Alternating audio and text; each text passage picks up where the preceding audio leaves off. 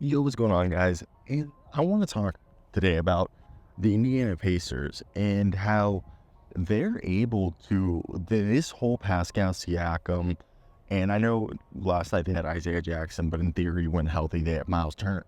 This is one of the best teams that matches up well with the Celtics in terms of being able to play 5 out and having the perimeter defenders as well as the rim protection to go against. Because the whole thing is they were able to press the Celtics and just, at point of attack, just consistently force them to take bad shots and, be uncomfortable, which I think is the biggest thing, while also having a guy like Isaiah Jackson, obviously when healthy, Miles Turner, just kind of be like that looming rim protection who's able to wander around, be a weak side rim protector, or even in drop coverage.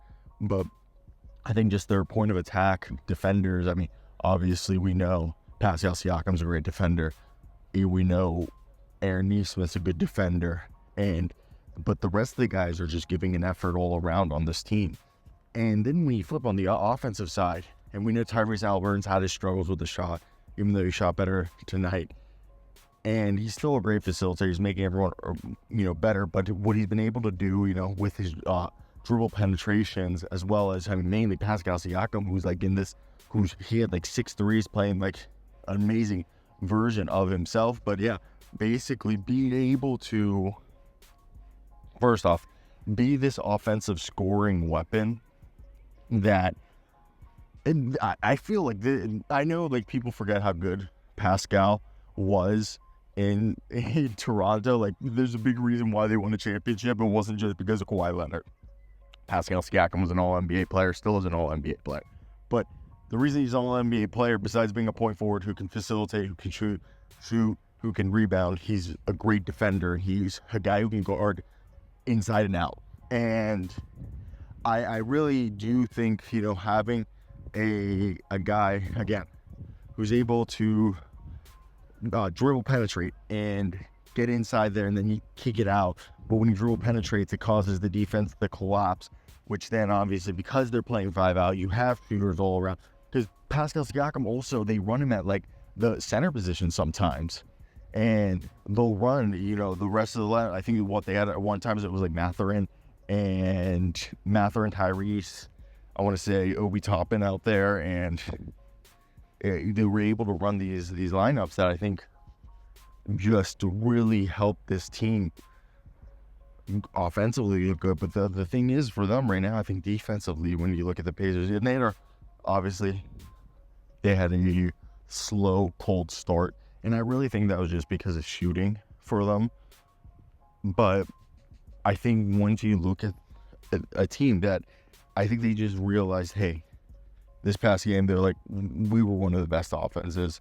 So if we want to go back to said trend, we should probably go back to being a good offense. And I think their offense just started to click. They just remembered who they were. And that's the biggest thing for me when you look at a team like this. I think already, you look at just the numbers, they weren't scoring or playing their offensive game, but last night they went back into that offense that we knew. I will say the Pacers' defensive rating so far, I want to say is, I'm pulling it up right here as we speak, but on the season so far, I wanted to see where they were, because obviously last year we all know that they were the number 2 offense and the 6th worst defense.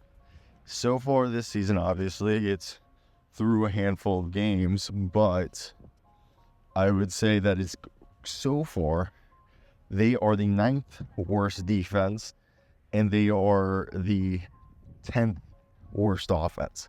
So you kind of, last night again, it's just, technically the defense is better, but it was just that their offense was having struggles, and that's why it looked so bad. But I think they really tapped into what there is, and I think from here on out, you're going to see the Pacers look like the Pacers of last year. Really, like I wouldn't be too worried. But yeah, that's wholeheartedly my thoughts on that. I want to hear your guys' thoughts. The rest of the video is what I recorded last night when I was dead tired after the game at like 3, 4 in the morning. So let me know your thoughts with that. I'm done. I'm going to go. Bye. Pascal Siakam and Benedict Mathurin had a great day. What are your thoughts? This team, a little rocky start, but I still think they're one of the dark horse contenders. And Pascal, what is it? He comes to Indiana, he's reborn. He's like an insane player for them. What are your thoughts in the comment section? Like, subscribe, do all that good jazz. Let's get right into today's video. So, with that being said, as I clicked the wrong button, I think when we look at Indiana, this was a game they went toe-to-toe against the Boston Celtics in overtime.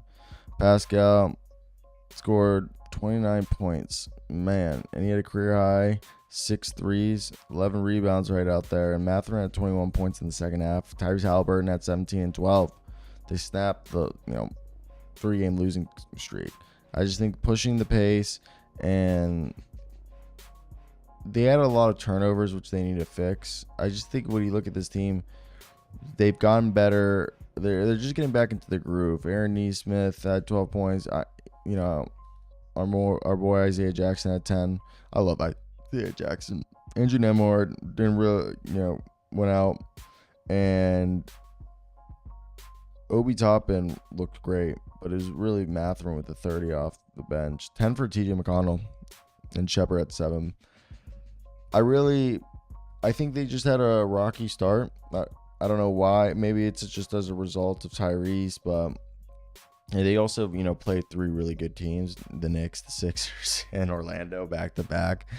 So you got to give credit to those teams. But it seems hopefully Tyrese is finding his shot. Pascal's the team's best scorer. You got a lot of firepower there. And I know Miles didn't play tonight, but I think as we approach the season, it's going to be easier and easier, I think, for them to start finding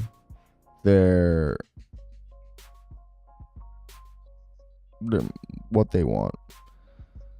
But yeah, that's my thoughts. It's a quick video. I really am just rambling at this point. I think if they can just continue to feed Pascal until Tyrese gets back to his normal self, then everything else should be fine. I think they just, once the cog, which is Tyrese Halliburton, is fully loaded, I think they'll bounce back and they'll be fine. But yeah, that's my thoughts about this. I want to hear your guys' thoughts in the comment section. If you guys agree with me, or if you guys think that a guy like Tyrese isn't as important as we're making him out to be. But that's it. I'm done. I hope you guys enjoy. Bye.